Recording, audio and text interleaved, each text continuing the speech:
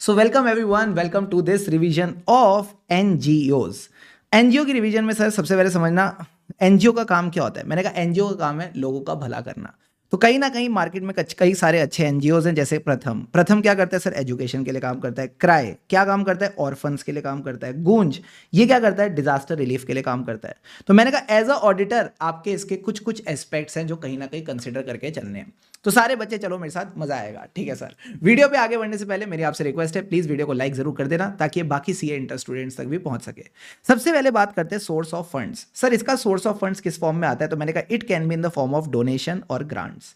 ये जनरली किस नेचर में होते हैं, nature of promoters contribution. Promoters contribution यानी these are for some specific purpose. अब क्योंकि ये स्पेसिफिक पर्पस के लिए तो हम इसको रेवेन्यू रिसीट नहीं बोलते, कैपिटल रिसीट बोलते हैं। And they are generally shown as liabilities. But अगर आपके एएस 12 के हिसाब से जाए तो कैपिटल रिजर्व आता है, but audit point of view से आप इसको लाइबिलिटीज ही मानोगे, ठीक है सर। अब सर ये जो भी डोनेशन और ग्रांट्स मिले हैं they can be in the form of corpus contribution और रिवॉल्विंग फंड। अगर मैं कॉर्पस कंट्रीब्यूशन की बात करूं, कॉर्पस कंट्रीब्यूशन यानी it is for the capital. अब क्योंकि कैपिटल पर्पस के लिए इनकम नहीं है तो इसको इनकम मत मानना for income tax act, not treated as income in the income tax act 1961। Deal done done sir. अब सर एक बात बता दो, रिवॉल्विंग फंड क्या होता है। तो मैंने कहा रिवॉल्विंग फंड समझना, जब डोनर ने आपको पैसा दिया तो आपने इसको थोड़ा पैसा कैपिटल में डाला, या डोनर ने बोला रिवॉल्विंग फंड का पार्ट बनाओ। अब रिवॉल्विंग फंड का नाम, जैसा नाम वैसा काम। मतलब इसमें से पहले तो मैंने लोन दिया किसी अदर एनजीओ को, फिर अदर एनजीओ ने मुझे लोन वापस किया along with the interest. Yes sir. अब वापस मैंने रिवॉल्विंग फंड से क्या दिया, लोन दिया किसी एनजीओ को, उस एनजीओ ने मुझे वापस लोन दिया अलॉन्ग विद द इंटरेस्ट। तो ये साइकिल चलती जाएगी, यानी ये पैसा रिवॉल्व होता जाएगा, इससे सब एनजीओस का भला होता जाएगा। और सर जो ये इंटरेस्ट मिला है ना, this interest can either be added to the fund या आप इसको इनकम एक्सपेंडिचर अकाउंट में क्रेडिट कर सकते हो। तो आई होप पहले दोनों पॉइंट्स क्लियर है। हाँ सर, डोनेशंस वाला पॉइंट क्लियर है। जो भी डोनेशंस और ग्रांट्स हैं these are in the nature of promoters contribution, तो इसको हम कैपिटल रिसीट मानेंगे, shown as a part of liability. अब जो भी डोनेशन मिली it can be in the form of corpus contribution और revolving fund. Got it sir. Revolving fund अगर कॉर्पस कंट्रीब्यूशन है तो हम इसको इनकम ट्रीट नहीं करते, ये बात क्लियर है। रिवॉल्विंग फंड का मतलब हमको क्लियर है। 3 पॉइंट्स तो हो गए। चौथे पॉइंट पे आओ। मैंने कहा कई बार जो डोनेशंस होती हैं ये स्पेसिफिक पर्पस के लिए नहीं होती, कई बार स्पेसिफिक एसेट के लिए होती है। मान लो आपका जो पर्पस था एजुकेशन था, तो एजुकेशन में तो आप बिल्डिंग के लिए भी खर्चा कर सकते हो, टीचर्स पे भी खर्चा कर सकते हो, बुक्स पे भी खर्चा कर सकते हो। बट हो सकता है ये पर्पस के लिए ना दे, स्पेसिफिक एसेट के लिए दे दे, स्पेसिफिक फिक्स्ड एसेट के लिए दे दे, जैसे बिल्डिंग। तो देखो क्या एनजीओ ने उस बिल्डिंग को परचेज किया या कंस्ट्रक्ट किया। और कई बार हो सकता है आपको पैसा ना दे, सीधा एसेट दे दे, सीधा आर्टिकल दे दे, उसको क्या कहते हैं, कॉन्ट्रीब्यूशन इन काइंड। तो contribution in kind can be in the form of assets like land and building, vehicles, etc. and articles like food, books, clothes. तो ये सब आपके sources of funds बन सकते हैं। तो अगर आप अपनी किताब पे आओ, सारे के सारे बच्चे आओ, लेट्स डू रिवीजन के अंदर रिवीजन। तो मैंने कहा रिवीजन के अंदर रिवीजन के लिए आप आ जाओ एनजीओज वाले टॉपिक पे। आ गए सर, आ गए तो आ जाओ फटाफट सोर्सेज के सारे पॉइंट्स एक बार यहां से रिवाइज करते हैं। तो मैंने कहा सबसे पहले मैंने बोला donations and grants can be in the nature of promoters contribution, that means these are capital receipts shown as liabilities in the balance sheet. अब these can either be corpus that is for the capital और contribution towards revolving fund. ठीक है, corpus का मतलब है capital के लिए। अब क्योंकि कैपिटल के लिए तो इस पर इनकम टैक्स नहीं लगेगा। उसके बाद आपने मेरे से पूछा कि जो भी कॉर्पस के लिए पैसा आ रहा है ये कहां जाएगा, तो मैंने कहा ये जा सकता है रिवॉल्विंग फंड में। ये कहां जा सकता है, रिवॉल्विंग फंड में। तो रिवॉल्विंग फंड का क्या मतलब है, ध्यान से समझना। हम फंड्स को रोटेट करेंगे, rotate the amount by giving temporary loans to other NGO, और फिर उनसे पैसा रिकवर करके अगेन किसी को लोन देना। जो भी इंटरेस्ट आप रिकवर करते हो या तो फंड में एड बैक कर दो या इनकम एक्सपेंडिचर अकाउंट में क्रेडिट कर दो। क्या तीनों पॉइंट्स क्लियर हैं? हाँ सर। इसके अलावा डोनेशंस किस फॉर्म में आ सकती है, फॉर स्पेसिफिक फिक्स्ड एसेट, या तो एसेट को परचेज करो, कंस्ट्रक्ट करो या किसी और तरह से एक्वायर करो। कई बार इन काइंड आ सकती है for the assets and articles. Easy PG, easy PG sir. इसके बाद हम गए नेक्स्ट टॉपिक पे। मैंने कहा इधर देखो सर, क्या जो आपके पास ऊपर पैसा आ रहा था, कुछ पैसा कैपिटल में जा रहा था, कुछ पैसा इनकम में जा रहा था। हाँ सर। अगर मैं स्पेसिफिकली बात करूं what are the sources of income of NGO, तो ये आपके 5 सोर्सेज की यहां पे बात करता है। सारे बच्चे आओ, मैं एक बार पांचों के पांचों पॉइंट्स रिवाइज कराता हूं। सबसे पहले तो जो पैसा बैठे बैठे आ जाता है इन द फॉर्म ऑफ डोनेशंस, तो जो भी कॉन्ट्रीब्यूशंस आई हैं, ग्रांट्स आई हैं फॉर प्रोजेक्ट्स और प्रोग्राम्स, इनको आप यहां पे कंसिडर करो। तो तो सर इसके लिए क्या करें, जो भी कॉन्ट्रीब्यूशन आई यानी डोनेशंस, इसके लिए आपने डोनर एग्रीमेंट देख लिया। जो भी ग्रांट्स आई है इसके लिए क्या देखा, ग्रांट लेटर देख लिया। अब अगर ये पैसा बाहर से आया है, फॉरेन कॉन्ट्रीब्यूशन है, तो ये फॉरेन कॉन्ट्रीब्यूशन बैंक अकाउंट में जाना चाहिए। ठीक है, ठीक है सर। ये पैसा कैसे आ गया था, बैठे बैठे।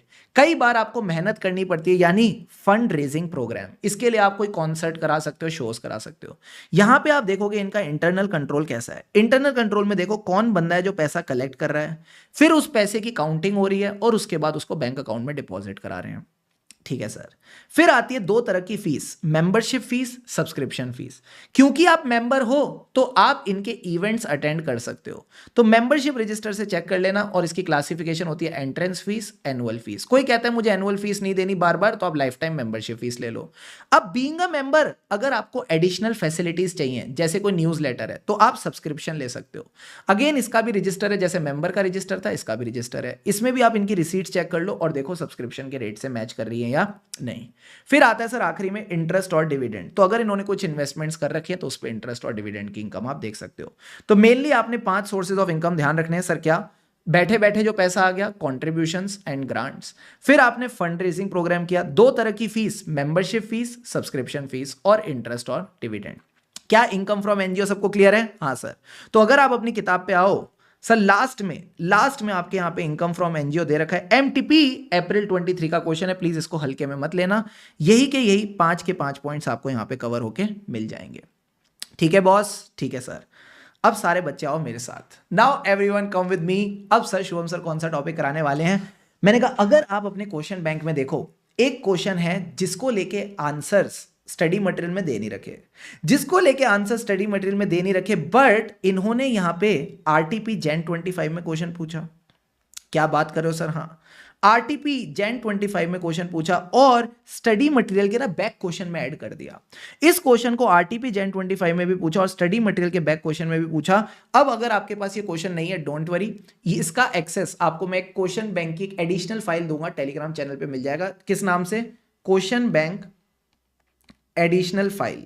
ठीक है, अगर आप टेलीग्राम चैनल पे जाके फाइल सेक्शन में सर्च करोगे मिल जाएगा। मुश्किल से 5-6 क्वेश्चन ही हैं जो क्वेश्चन बैंक में नहीं है और अलग से आरटीपी एमटीपी वाले हैं, वो मैं इसमें ऐड कर दूंगा। ठीक है, तो आप वहां से एक्सेस करोगे, आपको मिल जाएगी। ठीक है सर। अब ये कहता है कि एक एनजीओ है जो कोलकाता में है। ठीक है सर, इसने कई सारी डोनेशंस कलेक्ट करी for the flood victims of Bihar. ये जो पैसा इसने कलेक्ट किया, ये इसने आगे बाकी एनजीओस को दे दिया जो बिहार में थे। ये कहां था? कोलकाता में था। इसने बिहार वाले एनजीओस को दे दिया ताकि वो फ्लड विक्टिम्स को रिलीफ दे सके। तो अब इस केस में क्या हो रहा है? 2 चीजें हो रही हैं। एक तो इसने पैसा रिसीव किया, दूसरा इसने बाकी एनजीओस को दिया। तो आप बताओ इसका ऑडिट प्रोग्राम कैसे बनेगा? तो मैंने कहा सबसे पहले इसकी रिसीट ऑफ डोनेशंस चेक करेंगे, फिर उसके बाद इसकी रेमिटेंस चेक करेंगे। तो मैंने कहा रिसीट के लिए आपने एकदम बढ़िया फ्लो में चलना है। सारे बच्चे मेरे साथ फ्लो रिवाइज करो। अगर मैं रिसीट की बात करूं तो सबसे पहले हम इसका देखेंगे इंटरनल कंट्रोल सिस्टम। इसमें क्या होनी चाहिए? सेग्रीगेशन ऑफ ड्यूटीज, यानी डिवीजन ऑफ रिस्पॉन्सिबिलिटी। एक बंदा पैसा कलेक्ट करेगा, एक बंदा बुक्स की कस्टडी रखेगा और एक बंदा पैसे की कस्टडी रखेगा। ठीक है सर। बुक्स की कस्टडी से निकला अगला पॉइंट, यानी कस्टडी ऑफ रिसीट बुक्स। तो जब भी आपको कोई पैसा देता है आप उसको क्या देते हो? रिसीट देते हो। तो इशू ऑफ रिसीट बुक्स, जो अनयूज्ड बुक्स हैं उनको रिटर्न कर दो, and physical verification of the books. अब सर जब पैसा रिसीव किया तो 2 फॉर्म में रिसीव कर सकते हो, कैश से और बैंक से। तो मैंने कहा पहले बैंक की बात करते हैं। तो जो भी आपके चेक्स रिसीव हुए हैं उसको लेके आपने डिटेल्स रिसीट बुक में डालनी है। तो जो रिसीट बुक होती है उसमें ना डुप्लीकेट रिसीट होती है। एक रिसीट डोनर के पास जाती है, एक रिसीट आपके पास रहती है। तो जो डुप्लीकेट रिसीट है उसमें आप चेक की डिटेल्स डाल दो। ठीक है सर। क्योंकि बैंक की बात हो रही है तो बैंक रिकंसिलिएशन भी साथ साथ बना लेना। बैंक रिकंसिलिएशन में क्या चेक करना है कि जो बैंक स्टेटमेंट्स हैं उसमें क्या जितनी भी कैश डिपॉजिट हुई वो रिफ्लेक्ट हो रही है या नहीं। ठीक है सर। अगर कैश रिसीट्स आई हैं तो इनको भी एक्सटेंसिवली चेक करो। तो एकदम फ्लो में चलना रिसीट्स ऑफ डोनेशंस को लेके, internal control system, custody of receipt books. Receipts can be in form of cash और चेक्स। कैश में कैश रिसीट्स देख ली, चेक्स में बस देखा चेक्स की डिटेल रिसीट बुक्स में डाल दी, और bank reconciliation. Done done done done done sir. Sir इस टॉपिक और इस टॉपिक में फर्क क्या है? मैंने कहा बहुत फर्क है। ये डिफरेंट वेराइटीज ऑफ इनकम है, और इसमें जो ये डोनेशन वाला पार्ट था ना, इसका ऑडिट कैसे करना है ये मैंने आपको यहां पे सिखाया है। ओ, अब सर जो इसने बाकी एनजीओस को रेमिटेंस करी उसको हम कैसे चेक करें? मैंने कहा सबसे पहले देखो ये एनजीओ सेलेक्ट कैसे करते हैं। जिस एनजीओ को सेलेक्ट किया उसकी आइडेंटिटी चेक करो ये जेन्युइन है कि नहीं। इसके लिए आप उसका एड्रेस देख सकते हो, एटीजी की रजिस्ट्रेशन देख सकते हो। एटीजी पढ़ा था ना, डोनेशंस को लेकर डिडक्शन मिलती है। यस पीपल, यस सर, तो ये देखना है। फिर उसके बाद आपने देखना किस तरह से पैसा ट्रांसफर हुआ, जनरली अकाउंट पे ही चेक से होता है, ठीक है।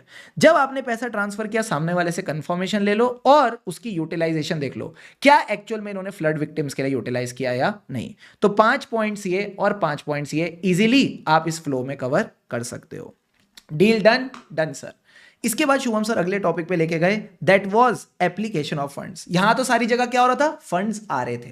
अब हमने बात करी एप्लीकेशन ऑफ फंड्स, तो अगेन फ्लो में चलना। सबसे पहले क्या होगा, एनजीओ को एस्टेब्लिश करेंगे, उसके लिए जगह चाहिए, रजिस्ट्रेशन सर्टिफिकेट चाहिए, तो ये सब खर्चा होगा। फिर क्या होंगे, मैंने कहा रोज के खर्चे, ऑफिस और एडमिनिस्ट्रेशन खर्चे, रेंट, सैलरीज। फिर उसको मेंटेन करने के खर्चे, सिक्योरिटी, क्लीनिंग खर्चे।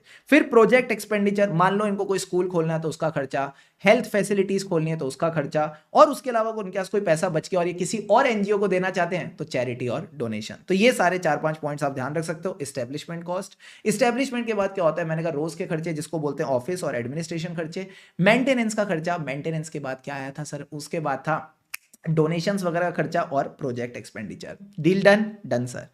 फिर आते हैं ऑडिट प्रोविजंस को लेके। तो मैंने कहा ये डिपेंड करेगा कि एनजीओ किस एक्ट में रजिस्टर्ड है। अगर आपका एनजीओ बाकी एक्ट्स में रजिस्टर्ड है, जैसे society registration act, Indian trust act, तो मैनेजमेंट अपॉइंट करेगा ऑडिटर। ये एमसीक्यू में आ सकता है, ध्यान रखना। बट अगर आपका एनजीओ रजिस्टर्ड है under section 8, under section 8 of companies act 2013, तो कंपनी का ऑडिटर कौन अपॉइंट करता है, शेयर होल्डर्स अपॉइंट करते हैं, यानी members of the company appoint करेंगे। Got it. अब ध्यान रखना, जो भी ऑडिट रिपोर्ट है, जो भी ऑडिट रिपोर्ट है, अगर आपके पास फॉरेन कॉन्ट्रीब्यूशंस आए हैं तो यहां पे लिखा है कि फॉरेन कॉन्ट्रीब्यूशन रेगुलेशन एक्ट, जिसको आप बोलते हो एफसीआरए 210 नहीं 2010, ये कहता है जो भी ऑडिट रिपोर्ट है ये आपको देनी पड़ेगी एमएचए को। एमएचए यानी मिनिस्ट्री ऑफ होम अफेयर्स, कितने दिनों में, 60 डेज में, 60 days from the end of financial year. यानी अगर 31 मार्च को फाइनेंशियल ईयर एंड हो रहा है, अगर का क्या मतलब होता है, तभी होता है, तो आपको 30th ऑफ मे तक ऑडिट रिपोर्ट सबमिट करनी पड़ेगी। ये एमसीक्यू में आ सकता है, ठीक है sir. Now comes the last part of this NGO वाला थिंग। लास्ट के 2 पॉइंट्स रह गए। सबसे पहले प्लानिंग द ऑडिट। अगर मैं प्लानिंग द ऑडिट की बात करूं तो एक बार सारे पॉइंट्स मेरे साथ फटाफट रीड कर लो, so that planning becomes easy. कहां गया प्लानिंग द ऑडिट, ये रहा सर। तो मैंने कहा प्लानिंग के अंदर आपने कई सारी बातें देखनी है सर। क्या, सबसे पहले तो आपने नॉलेज लेनी है। नॉलेज किसकी, एनजीओ का क्या काम है, क्या मिशन है, क्या विजन है, ये सब बेसिक्स ये समझ लेना। फिर उसके बाद जो एनजीओ है इसका आपने समझना है इस पे कौन से स्टैच्यूज एप्लीकेबल है, कौन सा लॉ एप्लीकेबल है। सर कौन सा लॉ एप्लीकेबल है, किस पे डिपेंड करेगा, लीगल फॉर्म में। अगर कंपनी है तो कंपनीज एक्ट, सोसाइटी है तो सोसाइटी एक्ट, प्लस आप इसके memorandum of association, articles of association, rules regulation देख सकते हो। जब आपने इसका लीगल नॉलेज ले ली, इसके बाद आपने क्या देखना है, एनजीओ के ऑर्गेनाइजेशन चार्ट को समझो कि कौन इसमें डिसीजंस लेता है। फिर उसके बाद डिसीजंस के लिए आप और क्या देख सकते हो, मिनट्स ऑफ द मीटिंग देख सकते हो of the board, managing committee और बाकी कमिटीज फॉर देयर डिसीजंस, कि जो डिसीजंस हैं उनका क्या इंपैक्ट है फाइनेंशियल रिकॉर्ड्स पे। फाइनेंशियल रिकॉर्ड्स यानी अकाउंटिंग सिस्टम को स्टडी करो, इंटरनल कंट्रोल्स को स्टडी करो, और जब आप आखिरी में अपनी ऑडिट रिपोर्ट दे रहे हो तो उसके फॉर्मेट वगैरह के लिए आप प्रीवियस ईयर की ऑडिट रिपोर्ट को भी रेफर कर सकते हो। कुछ बेसिक पॉइंट्स और ध्यान रखना, मटीरियलिटी निकालनी है, अपनी रिपोर्ट को कब सबमिट करना है उसकी टाइमिंग देख लो, ठीक है सर। क्या एक्सपर्ट की नीड है वो भी आप देख सकते हो। तो मैंने कहा कुछ नहीं करना, एकदम फ्लो में चलना। सबसे पहले हम क्या लेंगे प्लानिंग द ऑडिट में, लीगल नॉलेज। लीगल नॉलेज से निकले 3 पॉइंट। पहले नॉलेज ऑफ द स्टैच्यूज यानी लॉज एप्लीकेबल, ये किस पे डिपेंड करेगा, लीगल फॉर्म पे। लीगल फॉर्म, एमओए, एओए, ये सब देख लिया। नॉलेज किसकी, कि एनजीओ काम क्या करता है, वर्क, मिशन, विजन। फिर आप एनजीओ का काम देखो, यानी ऑर्गेनाइजेशन चार्ट, किस तरह के प्रोजेक्ट्स हैं, क्या इनको फंडिंग की रिक्वायरमेंट है। अब सर ऑर्गेनाइजेशन चार्ट में क्या होगा, मैंने कहा कौन डिसीजन ले रहा है, इसके लिए क्या देखें, मिनट्स ऑफ द मीटिंग। तो जो भी मिनट्स हैं ऑफ द बोर्ड और मैनेजिंग कमेटी देखो, उनके जो डिसीजंस हैं उनका क्या इंपैक्ट है on the financial records. Financial records यानी अकाउंटिंग सिस्टम को स्टडी करो, इंटरनल कंट्रोल्स और प्रोसीजर्स को स्टडी करो, और लास्ट में आएगा report. Easy easy sir. Reporting के लिए मैंने क्या किया, रिव्यू द प्रीवियस ईयर का ऑडिट रिपोर्ट। तो प्लानिंग द ऑडिट बहुत इंपॉर्टेंट है। अगर आप देखो इसका क्वेश्चन नवंबर 23 में आ रखा है। एक बार अगर मैं दिखाऊं, कहां गया सर, कहां गया बदमाश, नवंबर 23 का क्वेश्चन ये रहा।